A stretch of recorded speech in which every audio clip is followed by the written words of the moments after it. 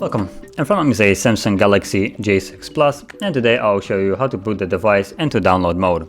So before we get started, there's one thing that we will need, which is a cable like this one that I use for charging, but plug it into your computer and have it ready somewhere on the side. We'll need it right after we shut off the device. So once that's ready, power off your device by holding the power key, selecting power off, like so.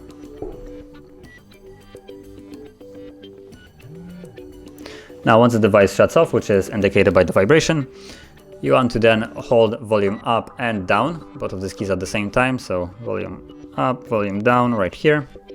And while holding both of those keys, you want to then plug in your device. So I'm gonna do that now, right there. And you can see you immediately get a pop-up like so. So for this, I'm actually gonna unplug it, even though you should keep it plugged in, as long as you want to actually do something with the download mode. So you see the warning message, and basically to get past this, you want to press volume up to continue, volume down is to cancel. So let's press volume up, like so, and we're now in the download mode. So this is the mode that you'd usually download stuff through your computer onto your device. But like I said, the phone needs to be plugged in, but for this reason I just unplugged it so it's better visible. So that is how you boot into this. Now if you want to leave this mode, all you need to do, as you can see right here, hold volume down and power key for more than 7 seconds. That will leave this mode. So power key, volume down, where's the power? Right here. So hold both of the keys at the same time for more than 7 seconds, and you'll see that the screen just shuts off.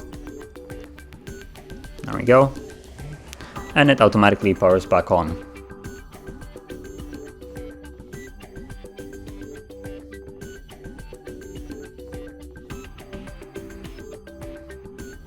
And you can see that we're back in the Android. So that is how you would enter the download mode and also leave it. So if you found this video helpful, don't forget to hit like, subscribe, and thanks for watching.